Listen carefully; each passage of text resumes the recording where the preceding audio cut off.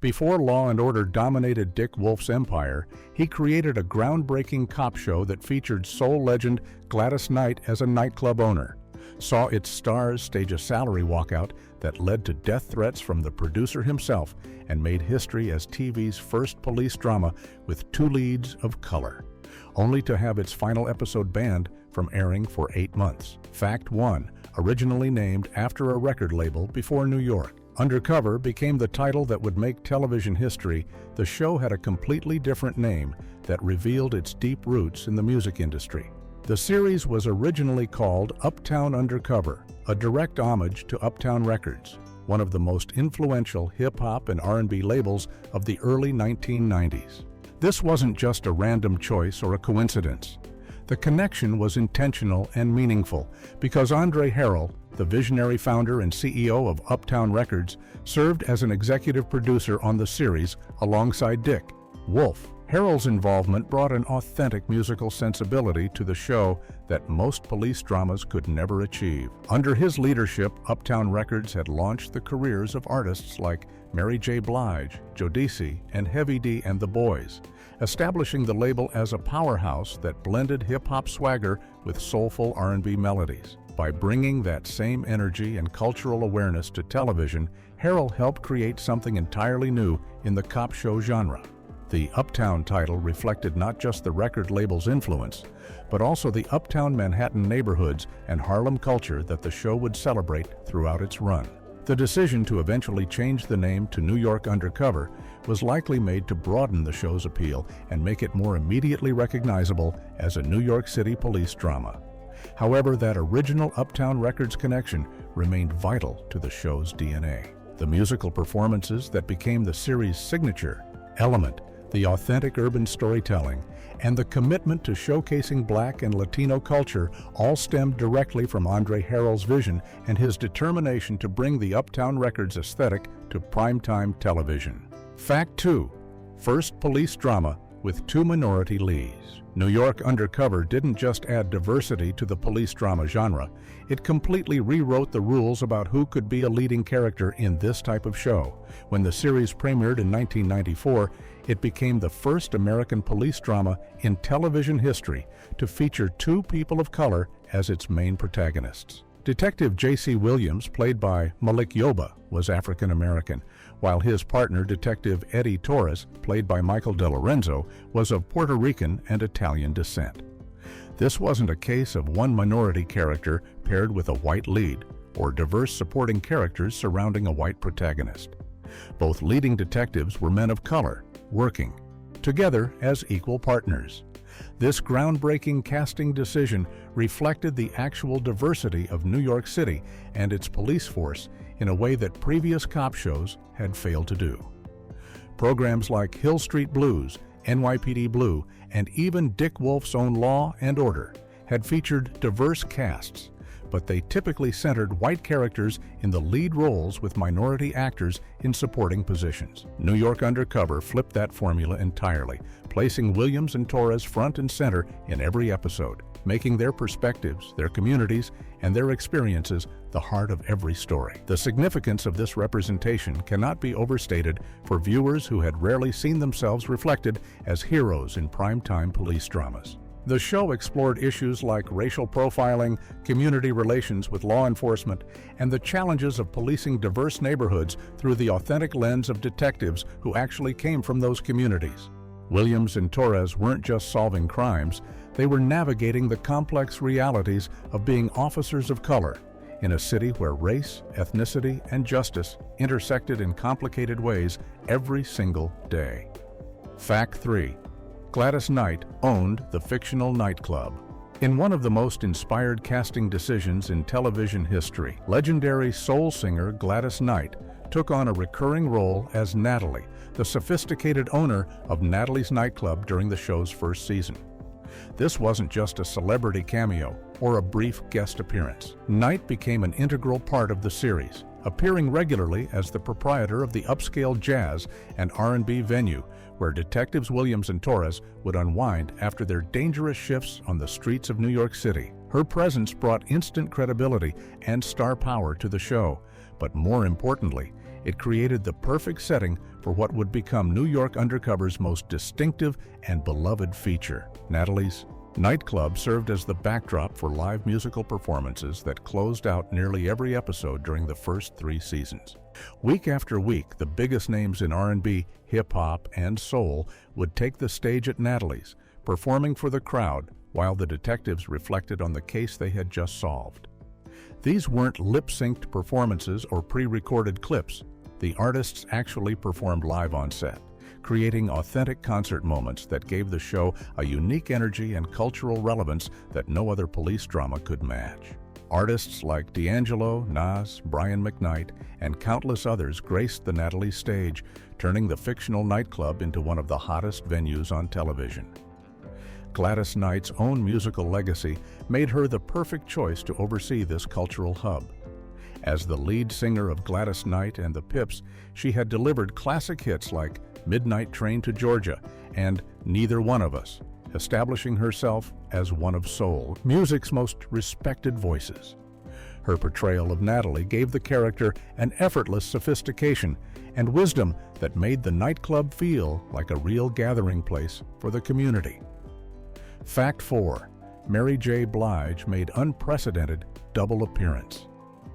Among the dozens of incredible artists who performed at Natalie's nightclub throughout New York, Undercover's run, one name stands alone in the show's history books. Mary J. Blige holds the unique distinction of being the only musical guest to ever perform at Natalie's twice, making her second appearance an unprecedented event for the series. The Queen of Hip-Hop Soul first graced the Natalie stage on January 5, 1995, delivering a powerful performance during the show's breakout first season when the musical segments were becoming a cultural phenomenon that audiences eagerly anticipated each week. Her return for a second performance later in the series demonstrated just how important the show had become as a platform for R&B and hip-hop artists. By the mid-90s, Mary J. Blige had already established herself as one of the most influential voices in contemporary music, blending raw emotional vulnerability with hip-hop beats in a way that resonated deeply with the same urban audiences who were embracing New York Undercover. Her albums What's the 411 and My Life had redefined what R&B could sound like, making her music essential listening for the generation that was also watching Williams and Torres solve crimes on Thursday nights. The fact that no other artist received this honor speaks volumes about Mary J. Blige's special connection to the show and its audience. Stars like D'Angelo, Aaliyah, and Boyz II Men appeared once and left lasting impressions, but only Mary J. Blige came back for an encore. This wasn't just about scheduling or availability. It reflected a deliberate choice by the show's producers, including music mogul Andre Harrell, to bring back an artist whose music perfectly captured the soul and struggle of the urban experience that New York Undercover portrayed every week. Fact 5. Dick Wolf threatened to kill characters over salary dispute. Behind the scenes of New York Undercover's success lurked a bitter contract dispute that nearly destroyed the show and revealed just how ruthless television producers could be when actors demanded fair compensation. Before the third season began production, stars Malik Yoba and Michael DeLorenzo made a bold decision that would have serious consequences. They staged a walkout, refusing to report to work unless they received substantial salary increases. The two lead actors felt they deserved to be paid more appropriately for carrying a successful primetime drama that was drawing impressive ratings for the Fox network and breaking new ground in television representation. Dick Wolf, the legendary producer behind the Law & Order franchise, who served as an executive producer on New York Undercover, did not respond well to this challenge to his authority. In statements that shocked the entertainment industry, Wolf publicly called the actors' salary demands a virus that threatened the entire business model of television production. He argued that if studios gave in to such demands, it would set a dangerous precedent that could spread throughout the industry. But Wolf didn't stop at harsh words and tough negotiating positions. He took the extraordinary step of threatening to fire both Malik Yoba and Michael DeLorenzo by writing a script that would kill their characters, permanently removing them from the show they had built into a cultural phenomenon. This wasn't an idle threat or negotiating bluster. Wolf made it clear that he was prepared to continue New York Undercover with an entirely new cast if necessary, rather than give in to what he viewed as unreasonable demands from actors who should have been grateful for the opportunity he had given them. The threat to kill off both Williams and Torres would have fundamentally destroyed the show's identity and betrayed the loyal audience that had embraced these characters. Fact 6. $1.2 million lawsuit ended the walkout. When threats and harsh words failed to bring Malik Yoba and Michael DeLorenzo back to the New York Undercover set, Universal Television decided to deploy the ultimate weapon in contract disputes, a massive lawsuit that would make the financial stakes crystal clear. The studio filed legal action against both actors, seeking $1.2 million in damages for their refusal to honor their existing contracts and report to work. The lawsuit laid out the production company's argument in stark financial terms, claiming that every single day the two stars failed to show up on set was costing the production $60,000 in lost time, wasted crew salaries, and delayed filming schedules. This wasn't just about punishing two actors for demanding better pay. The lawsuit sent a powerful message to every working actor in Hollywood that studios would use their vast legal resources and deep pockets to enforce contracts and crush any attempts at collective action or individual negotiation through work stoppages. By putting a specific dollar amount on the damage the walkout was supposedly causing, Universal Television transformed what had been a labor dispute about fair compensation into a legal battle that could potentially bankrupt the actors and destroy their careers.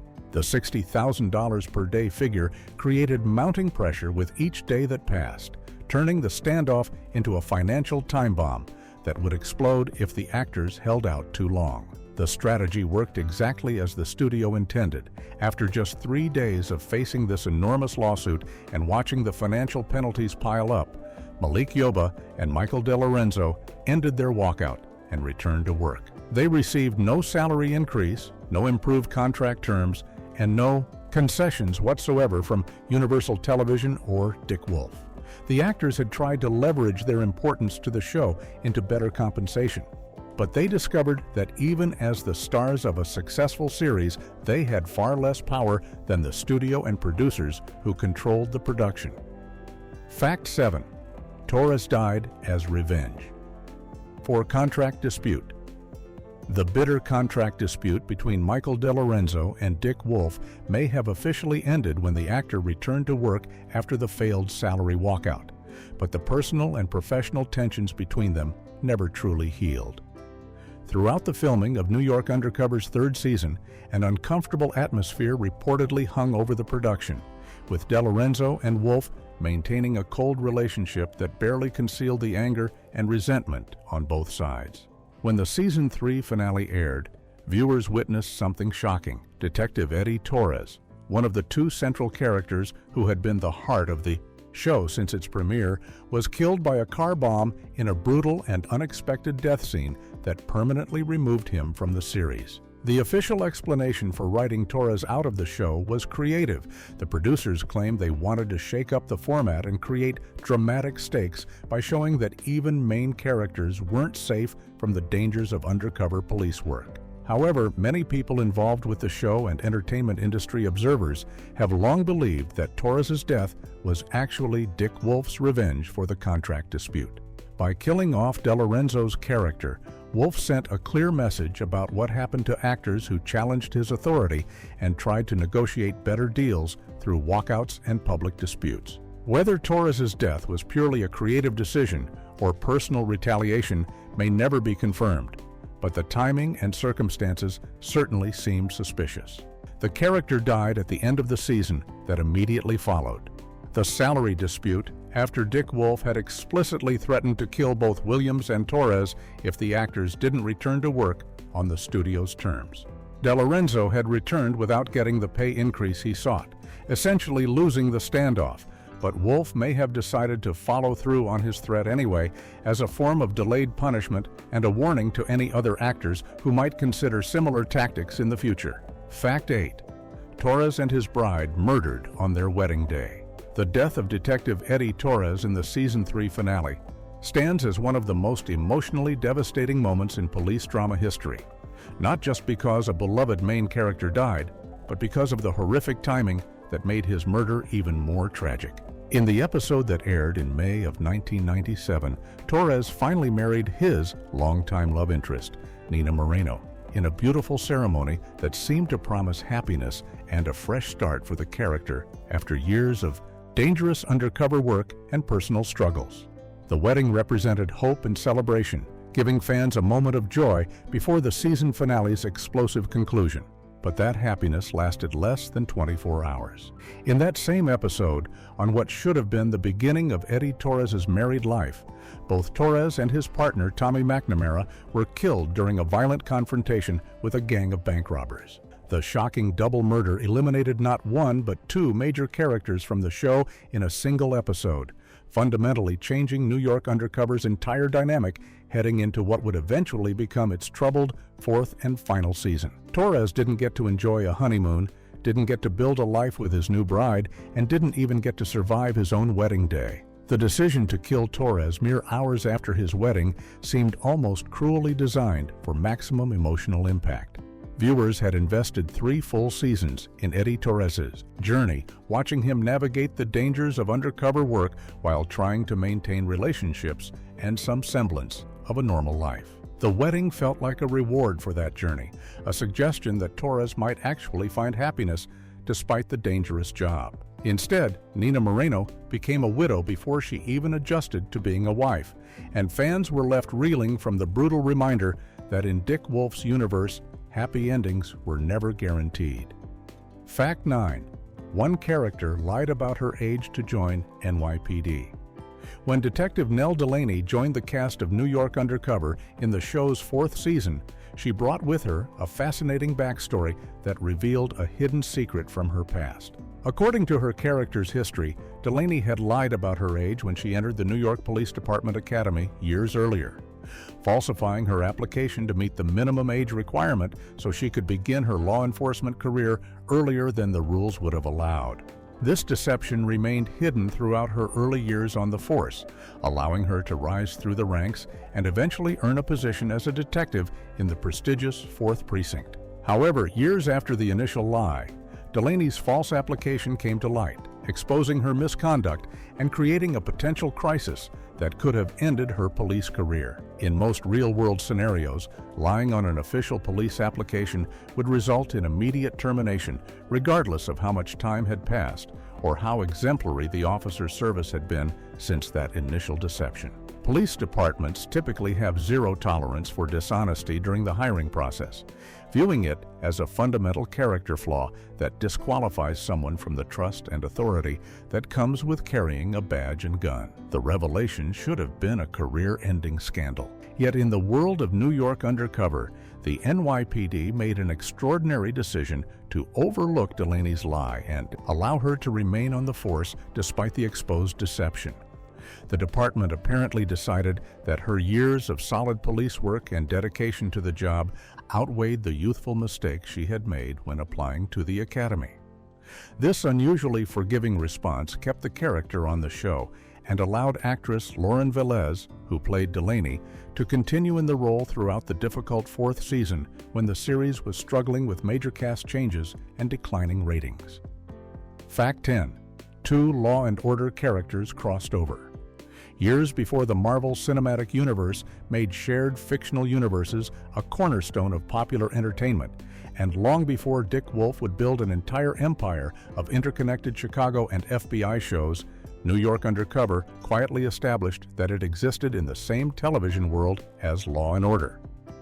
This connection was made explicit through the crossover appearances of 2 recurring characters from the flagship Law and Order series, Dr. Elizabeth Olivet and Dr. Emil Skoda, both forensic psychiatrists who regularly assisted the Manhattan District Attorney's Office in evaluating criminals' mental states and providing expert testimony in court cases. These weren't just brief name drops or vague references that hinted at a shared universe. The actual characters, played by the same actors who portrayed them on Law & Order, appeared in episodes of New York Undercover when the 4th Precinct detectives needed psychiatric evaluations or expert opinions on particularly complex cases involving mentally unstable suspects or victims. Dr. Olive, portrayed by Carolyn McCormick, and Dr. Skoda, played by J.K. Simmons years before his Oscar-winning role in Whiplash, brought their established expertise from Law & Order into the world of Williams, Torres, and their colleagues, creating a tangible link between the two shows that suggested they were both documenting different corners of the same New York City criminal justice system. This crossover connection was particularly significant because it happened in the mid-90s, at a time when most television shows existed in completely isolated universes with no acknowledgement of other programs, even when they were created by the same producers and aired on the same network. Dick Wolf was ahead of his time in recognizing that allowing characters to move between his shows would add depth and realism to both series while also rewarding loyal viewers who watched multiple programs in his growing portfolio of crime dramas. Fact 11. The series finale went unaired for 8 months. When Fox decided to cancel New York Undercover after 4 seasons, the network made a decision that left fans frustrated and confused for months. Despite having filmed a proper series finale episode titled Catharsis, that was designed to bring closure to the characters and storylines that viewers had followed since 1994, Fox chose not to air the final episode during the show's original run. The cancellation came down, the series simply disappeared from the Thursday night schedule, and the episode that was meant to provide a conclusion to the groundbreaking police drama sat on a shelf gathering dust while fans wondered how the story ended. This wasn't an unusual situation in the era before streaming services and social media made information about unreleased content widely available. Television networks in the 90s frequently pulled struggling shows without airing all completed episodes, particularly if ratings had declined and the network wanted to quickly move on to new programming. For New York Undercover, which had seen its audience shrink significantly during the troubled 4th season after the departure of original stars Malik Yoba and Michael DeLorenzo and the elimination of the beloved Natalie's Nightclub musical performances, Fox apparently felt no obligation to give the series a proper farewell. The show was over, and the network saw no reason to use precious airtime for a series finale to a canceled program. But the story of Catharsis didn't end there. When New York Undercover entered syndication in 1998, becoming available for local stations and cable networks to purchase and rerun, the series finale finally got its chance to be seen. On February 11, 1999, a full 8 months after Fox had canceled the series, Catharsis finally aired for the first time, allowing fans to finally see how the show's creators had intended to end the groundbreaking series. Fact 12. Michael DeLorenzo sang on the soundtrack. The line between actor and character became wonderfully blurred when Michael DeLorenzo, who played Detective Eddie Torres, contributed his own musical performance to the New York Undercover soundtrack album. The song, titled Don't Let Me Be Lonely Tonight, featured DeLorenzo's vocals in a genuine recording that appeared alongside tracks from established music stars who had performed at Natalie's Nightclub during the show's run. This wasn't DeLorenzo performing as his character in a scene from the show. It was the actor himself stepping into the recording studio to create a proper musical track that would be released commercially as part of the show's official soundtrack.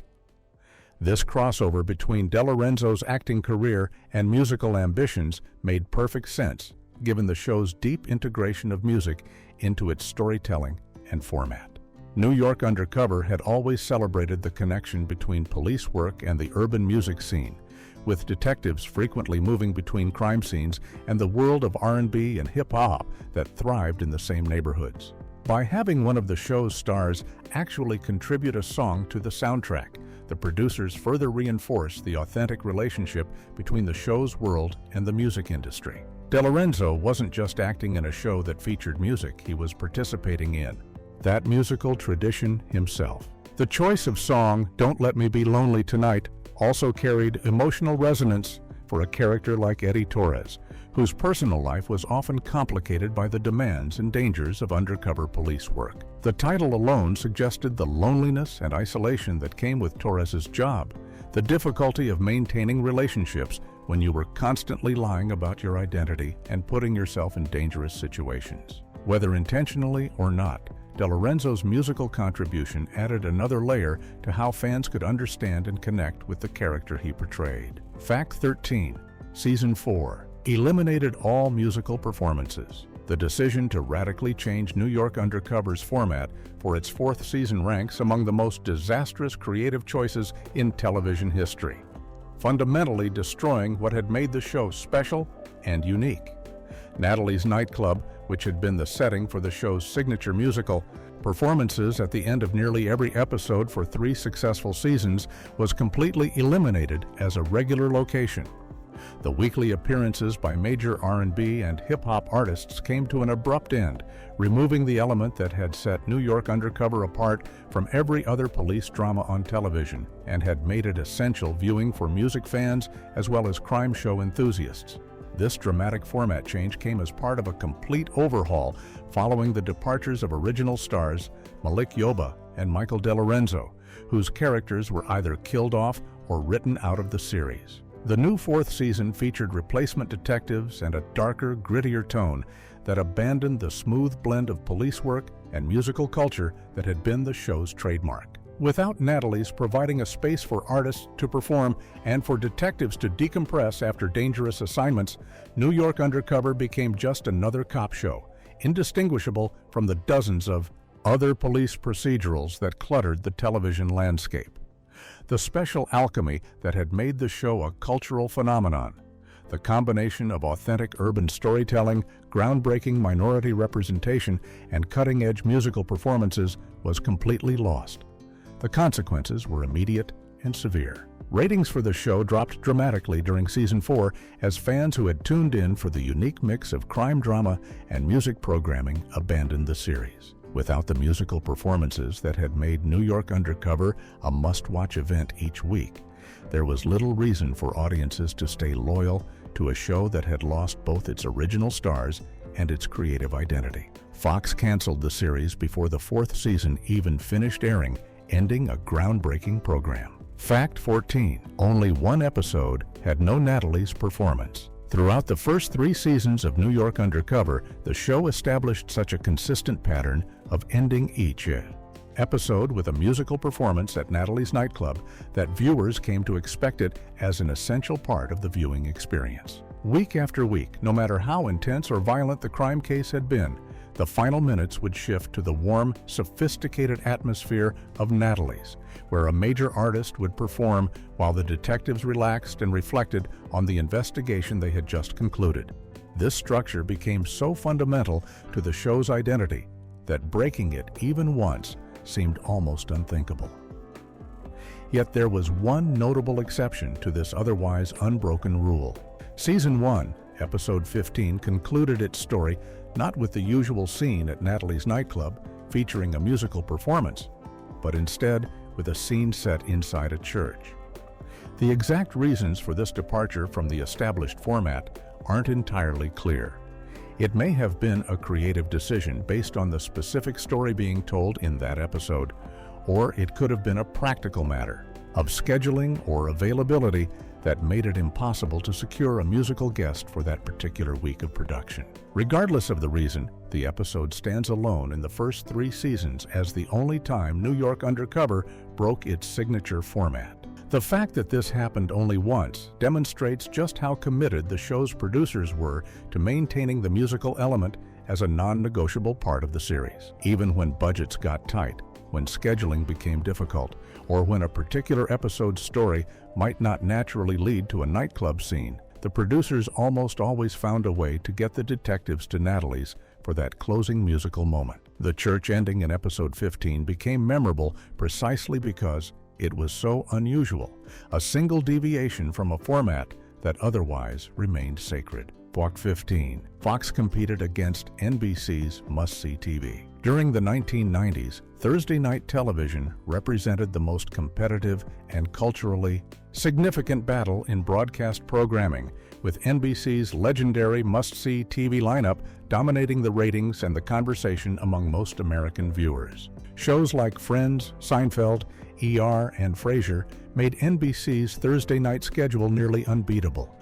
creating a programming block that became a cultural touchstone and a massive advertising revenue generator. For most of America, Thursday night meant NBC, and the other networks struggled to compete with the powerhouse lineup that seemed to have an unbreakable hold on the most desirable viewing slot in television. However, African American audiences told a very different story about Thursday night television during this same period.